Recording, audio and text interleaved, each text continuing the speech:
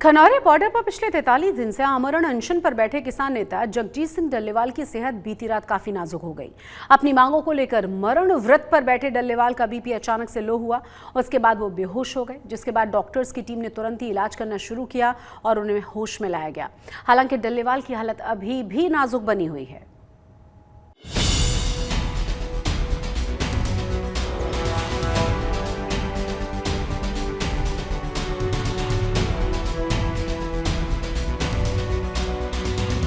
हरियाणा पंजाब के खनौरी बॉर्डर पर पिछले 42 दिन से अनशन पर बैठे किसान नेता जगजीत सिंह डल्लेवाल की तबीयत एक बार फिर बिगड़ गई।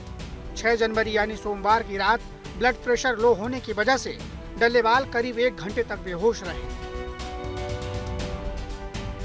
डल्लेवाल की हालत नाजुक होता देख वहां मौजूद डॉक्टरों ने उन्हें होश में लाने की कोशिश की। किसान नेताओं और डॉक्टरों की माने तो सोमवार रात 8 बजे के करीब डल्लेवाल की तबीयत बिगड़ना शुरू हुई। इस दौरान डल्लेवाल की पल्स रेट 42 और बीपी 80/56 तक पहुंच गया। डल्लेवाल की तबीयत बिगड़ने की खबर मिलते ही वहां मौजूद डॉक्टरों ने उनके हाथ और पांव की मालिश की, जिसके बाद तकरीबन रात 1 बजे उनकी सेहत स्टेबल होने लगी। ਉਹਨਾਂ ਦੀ ਕੰਡੀਸ਼ਨ ਕਾਫੀ ਕ੍ਰਿਟੀਕਲ ਸੀ। ਜਿਵੇਂ ਸਾਨੂੰ ਐਮਰਜੈਂਸੀ ਕਾਲ ਆਈ ਤੇ ਉਹਨਾਂ ਨੇ ਦੱਸਿਆ ਕਿ ਉਹਨਾਂ ਦਾ ਬਲੱਡ ਪ੍ਰੈਸ਼ਰ ਇੱਕਦਮ ਡ੍ਰੌਪ ਹੋ ਗਿਆ, ਜਿਵੇਂ ਅਰਾਊਂਡ 60 ਚਲੇ ਗਿਆ ਹੈ ਨਾ। ਤਾਂ ਅਸੀਂ ਜਾ ਕੇ ਉਹਨਾਂ ਨੂੰ ਫਟਾਫਟ ਦੇਖਿਆ ਤਾਂ ਜਦੋਂ ਉਹਨਾਂ ਦਾ ਬਲੱਡ ਪ੍ਰੈਸ਼ਰ ਕਾਫੀ ਲੋ ਸੀ ਤੇ ਉਹਨਾਂ ਨੂੰ ਪਸੀਨੇ ਵੀ ਆ ਰਹੇ ਸੀਗੇ ਇੱਕਦਮ, ਤੇ ਉਹ ਸਿਰਫ ਮਤਲਬ 2 ਮਿੰਟ ਲਈ ਉਹ ਸਿੱਧੇ ਬੈਠੇ ਸੀਗੇ ਸਟ੍ਰੇਟ ਥੋੜੇ ਜਿਹੇ ਹੋ ਕੇ, ਲੇਟੇ ਹੋਏ ਸੀ ਪਹਿਲਾਂ, ਤੇ ਹੁਣ ਉਹਨਾਂ ਨੂੰ ਥੋੜੀ ਜਿਹੀ ਜਿਵੇਂ ਸਟ੍ਰੇਟ ਬੈਠੇ ਹੀ ਸੀ ਕਿ ਉਹਨਾਂ ਦਾ ਬਲੱਡ ਪ੍ਰੈਸ਼ਰ ਡ੍ਰੌਪ ਕਰ ਗਿਆ ਤੇ ਉਹਨਾਂ ਨੂੰ ਇੱਕਦਮ ਪਸੀਨੇ ਆਉਣ ਲੱਗ ਗਏ ਤੇ ਉਹਨਾਂ ਨੂੰ ਥੋੜੀ ਜਿਹੀ ਵੋਮਿਟਿੰਗ ਵੀ ਆਈ। ਤੇ ਜਦੋਂ ਬਲੱਡ ਪ੍ਰੈਸ਼ਰ ਇੰਨਾ ਲੋ ਸੀ, ਉਹਨਾਂ ਦੀ ਪਲਸ ਵੀ ਜਿਹੜੀ ਫਲਕਚੁਏਟ ਕਰ ਰਹੀ ਸੀ ਉਹ ਵੀ डाउन गई हुई सीगी। मरण व्रत पर बैठे किसान नेता जगजीत डल्लेवाल के आमरण अनशन का आज 43वां दिन है। बीती रात काफी तबीयत खराब होने के बाद भी डल्लेवाल का अनशन जारी रहा और अब उनकी सेहत काफी नाजुक बनी हुई है। जगजीत सिंह डल्लेवाल की जो स्थिति है इस समय वो काफ़ी नाजुक बनी हुई है। बीती रात 8 बजे उन्हें जो काफ़ी तकलीफ महसूस होने लगी, कुछ समय के लिए वो बेहोश तक हो गए थे, तो डॉक्टर लगातार उनके सेहत पर नज़र बनाए हुए हैं, क्योंकि पिछली बीती रात से ही अब तक लगातार उनकी सेहत नाजुक बनी हुई है। इससे पहले रिटायर्ड जस्टिस नवाब सिंह की अगुवाई में सुप्रीम कोर्ट की हाई लेवल कमेटी ने कल डल्लेवाल से मुलाकात कर उनके सेहत का हाल जाना था। साथ ही उन्हें मेडिकल एड लेने की अपील भी की थी। उन्होंने ये कहा कि मेरे लिए किसानियत पहले है, मेरी सेहत बाद में है। सर मेडिकल के लिए माने हैं? मैंने मेडिकल के लिए हम सब ने रिक्वेस्ट करी, माने ना माने की बात नहीं हुई, हमने रिक्वेस्ट जरूर करी, बार बार करी। सर और हम यही एक जना और हम यही चाहते हैं कि भगवान से और वाहिगुरु से ये प्रार्थना करते हैं कि उनकी सेहत ठीक रहे। और यही आज मैं यहाँ ये नहीं कहने आया हूँ कि आंदोलन ख़त्म हो, मैं कहता हूँ आपकी सेहत ठीक रहे। ये भी कह के आए हैं उनसे कि आप जब कहेंगे हम हाजिर हैं। किसान आंदोलन के मुद्दे पर सुप्रीम कोर्ट में भी सुनवाई जारी है। डल्लेवाल को लेकर कई बार सुप्रीम कोर्ट पंजाब सरकार को फटकार भी लगा चुका है, पर अब पंजाब सरकार का कहना है कि जब तक केंद्र सरकार किसानों से बात नहीं करेगी, डल्लेवाल का अनशन खत्म नहीं होगा। वहीं किसानों ने भी एक तरफ से साफ कर दिया है कि वो आंदोलन को लेकर सिर्फ केंद्र सरकार से बात करेंगे। 43 दिन हो गए हैं कुछ खाए हुए, पानी के अलावा कुछ और पिए हुए, तो सिचुएशन काफ़ी क्रिटिकल है। देखिए, एक सिचुएशन होती है सीरियस, एक होता है काफ़ी ज़्यादा क्रिटिकल। तो मुझे लगता है कि अब नरेंद्र मोदी जी को हठधर्मिता छोड़नी चाहिए, क्योंकि अब स्थिति बहुत ही ज़्यादा अलार्मिंग सिचुएशन में पहुंच गई है। और अगर डल्लेवाल साहब को कुछ हो गया, मुझे लगता है कि केंद्र सरकार फिर हालात संभाल नहीं पाएगी। पंजाब सरकार तो बहुत चिंतित है, हम सारे मिनिस्टर भी वहाँ होके आए हैं, हम सीएम साहब ने भी बात करी है, लेकिन अब उनकी एक एजिटेशन है जो पिछले 5 साल से चल रही है। वो बॉर्डर पे मैं भी रहा उनके साथ, तो अब उन्होंने एक जो डल्लेवाल जी को मैं जानता हूँ, उन्होंने एक फैसला किया है, उनकी जथेबंदी भी है उसके पीछे हज़ारों लाखों किसान हैं, मतलब ना। तो उन मतलब अभी प्रधानमंत्री जी और जो हमारे होम मिनिस्टर हैं या खेती यूनियन एग्रीकल्चर मिनिस्टर हैं, खेती बाड़ी मिनिस्टर हैं, उनको उनसे बात करनी चाहिए। 5 मिनट की बात है। एक तरफ जहां किसान नेता जगजीत डल्लेवाल की तबीयत लगातार बिगड़ती जा रही है, वहीं दूसरी ओर किसान नेताओं ने बड़ा ऐलान कर केंद्र सरकार के खिलाफ मोर्चा खोल दिया है। खनौरी बॉर्डर पर प्रेस कॉन्फ्रेंस कर किसान नेताओं ने बताया कि वो 10 जनवरी को गांव-गांव प्रधानमंत्री मोदी के पुतले जलाएंगे। साथ ही 13 जनवरी को नई खेती नीति के ड्राफ्ट को भी हर गांव में जलाएंगे। इसके अलावा 26 जनवरी को देशव्यापी ट्रैक्टर मार्च निकाला जाएगा। सरदार जगजीत सिंह डल्लेवाल जी की आवाज पहुंच चुकी है और अब इस आवाज को अनदेखा करना केंद्र सरकार के लिए बड़ा नुकसानदायक होगा। 13 तारीख को देश भर में जो नई खेती नीति के ड्राफ्ट जो लाए गए हैं, उस ड्राफ्ट को गांव के सतर पे उस ड्राफ्ट की कॉपी को जलाने का कार्यक्रम है दोनों फोरमों के द्वारा। और 26 तारीख को 26 जनवरी को देश भर में किसानों के ट्रैक्टर सड़कों पर होंगे। जगजीत सिंह डल्लेवाल की सेहत नाजुक बनी हुई है और आमरण अनशन को 43 दिन पूरे हो चुके हैं, लेकिन राज्य और केंद्र सरकार पर इसका कोई असर पड़ता नहीं दिख रहा है। पंजाब सरकार और केंद्र सरकार एक दूसरे पर आरोप प्रत्यारोप करके इस मुद्दे को एक दूसरे पर ठेल रहे हैं ताकि अनहोनी की स्थिति में बचा जा सके। लेकिन सवाल उठता है कि आखिर और कितने दिन तक किसान नेता जगजीत सिंह डल्लेवाल यूं ही आमरण अनशन पर रहेंगे। संगरूर से कुलवीर सिंह के साथ आज तक ब्यूरो।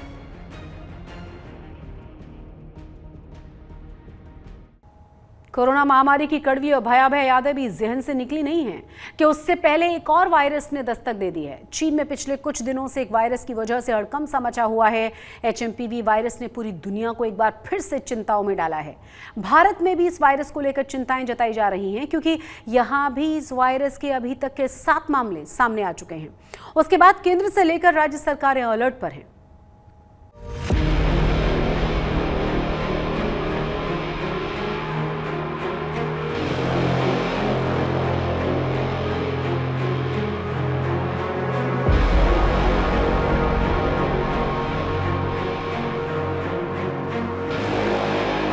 कोरोना महामारी के 5 साल बाद एक बार फिर नए वायरस के खतरे ने हर किसी को डरा दिया है। इस नए वायरस का नाम ह्यूमन मेटानिमो वायरस यानी HMPV है। HMPV को लेकर डर की एक बड़ी वजह यह भी है कि इस वायरस से जुड़ी जो भी खबरें सामने आ रही है वो चीन से आ रही है। वही चीन जहां से कोरोना जैसे खतरनाक वायरस के फैलने की खबरें आई थी।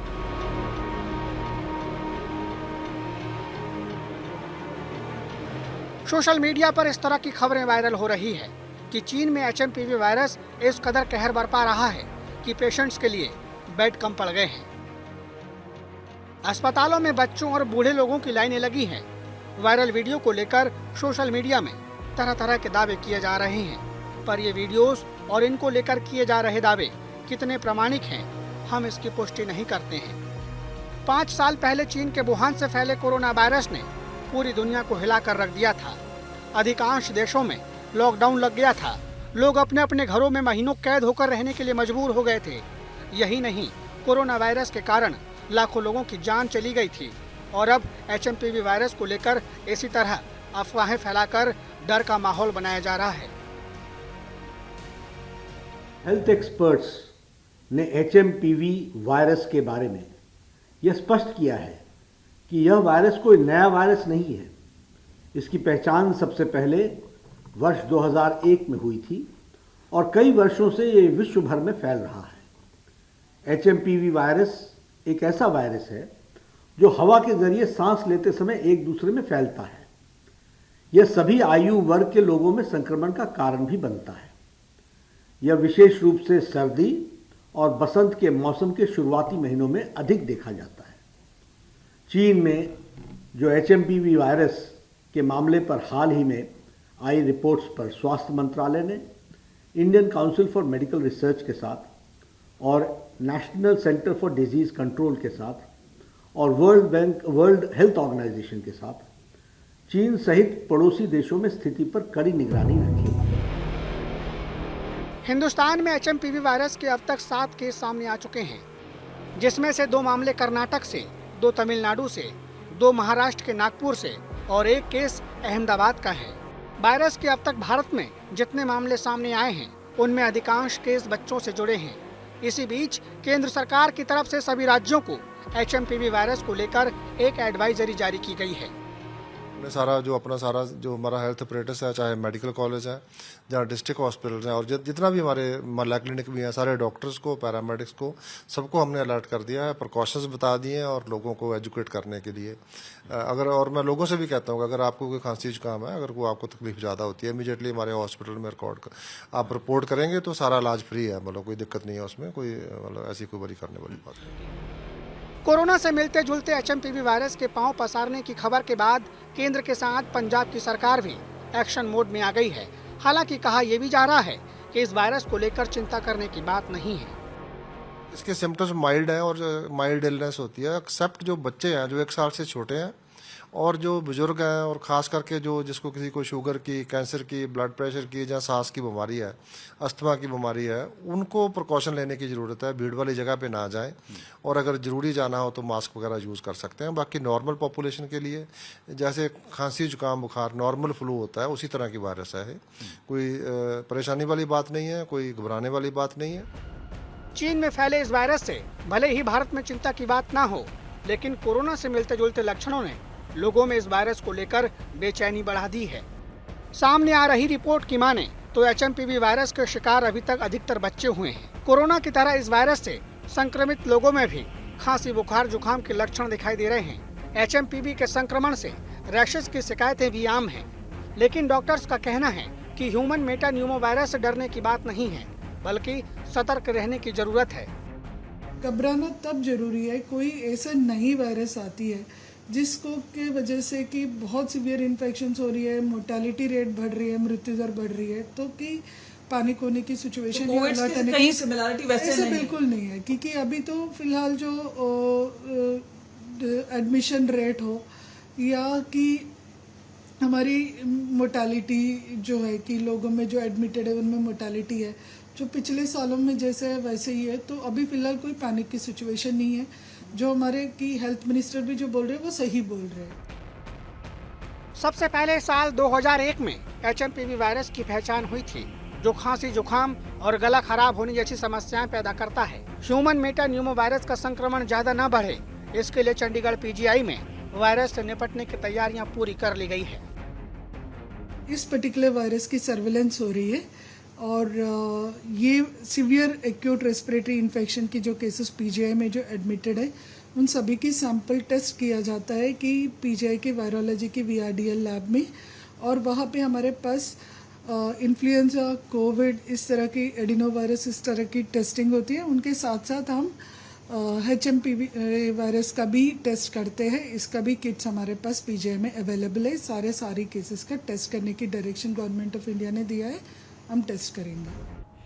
कनाडा के प्रधानमंत्री जस्टिन ट्रूडो को भारत विरोध की सनक महंगी पड़ गई है। खालिस्तानी आतंकवादियों का हमदर्द बनना उन्हें भारी पड़ गया है। इसका नतीजा ये हुआ है कि ट्रूडो को अपने पद से इस्तीफा देना पड़ गया है। उनके इस्तीफे के बाद से कनाडा में सियासी उथल-पुथल मची हुई है। जस्टिन ट्रूडो के पद छोड़ने की वजह उनकी पार्टी में उनकी विरोध को बताया जा रहा है, लेकिन जानकारों का कहना यह भी है कि कुर्सी बचाने के लिए जिस तरह ट्रूडो ने कनाडा को आतंकवादियों की शरण स्थली बनाया, वो भी उनके खिलाफ गया। और यही नहीं, जस्टिन ट्रूडो ने अपने वोट बैंक के लिए भारत से कनाडा के रिश्तों तक को ताक पर रख दिया था। उसके बाद ही ट्रूडो अपने देश और अपनी पार्टी में अलग थलग पड़ गए थे और उसी वजह से उन्हें अपने पद से इस्तीफा देना पड़ गया है।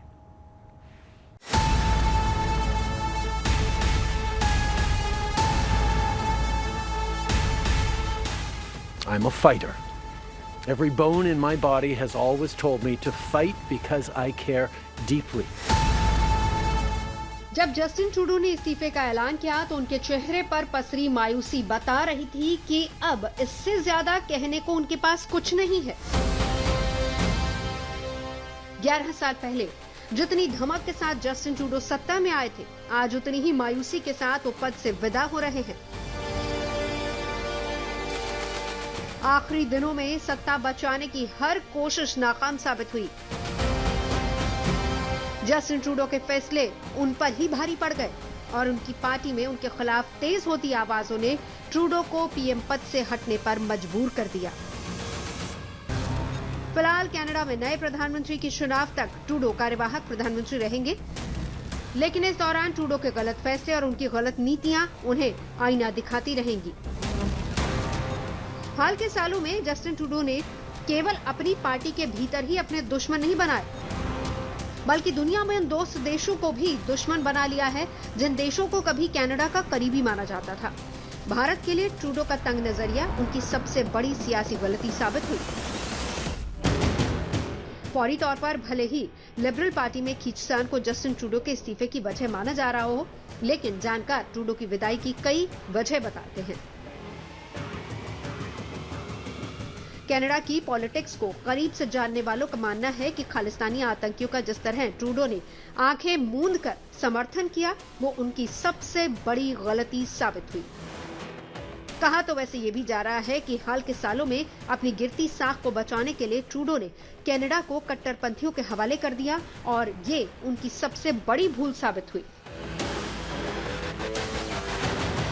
खालिस्तानी आतंकी हरदीप सिंह निज्जर की हत्या के बाद ट्रूडो ने भारत पर अनाप शनाप आरोप लगाए। भारत के खिलाफ ट्रूडो ने कनाडा की संसद तक में बेसिर पैर की बातें कही। भारत की तरफ से ट्रूडो को जो भी सलाहें दी गई, जस्टिन ट्रूडो उसे बार बार नजरअंदाज करते चले गए। अपनी इसी रवैये की वजह से ट्रूडो पहले अपनी पार्टी में अलग थलग पड़ गए और फिर न्यू डेमोक्रेटिक पार्टी के समर्थन वापस लेने से ट्रूडो सरकार अल्पमत में आ गई। जस्टिन ट्रूडो को इस्तीफे के बाद अपने किए की अभी और सियासी सजा भुगतनी है। ट्रंप ने जिस तरह से उन्हें गवर्नर ट्रूडो कहकर उनकी खिल्ली उड़ाई, उसके बाद ट्रूडो अपने देश में हंसी के पात्र बनकर रह गए। ट्रूडो की अप्रूवल रेटिंग सबसे निचले पायदान पर चली गई है। ऐसे में अब सबकी नजरें कनाडा में नए निजाम पर हैं। अगर वहां जल्द चुनाव की स्थिति बनी तो कनाडा में अगली सरकार कंजर्वेटिव पार्टी की हो सकती है और अगर ऐसा हुआ तो कनाडा और भारत के रिश्ते के अच्छे दिन वापस आ सकते हैं। फिलहाल कनाडा की पॉलिटिक्स में आने वाले दिनों में काफी कुछ होना है। मार्च में शुरू होने वाले सत्र में लिबरल पार्टी को सदन में विश्वास मत की अग्नि परीक्षा देनी है। उससे पहले ट्रूडो की जगह नए उत्तराधिकारी की तलाश करनी है और कनाडा की बिगड़ी छवि को फिर से सुधारने का प्रयास करना है, क्योंकि गद्दी बचाने की जिद में ट्रूडो अपने मुल्क का जो नुकसान कर गए, उसकी भरपाई इतनी आसान भी नहीं है।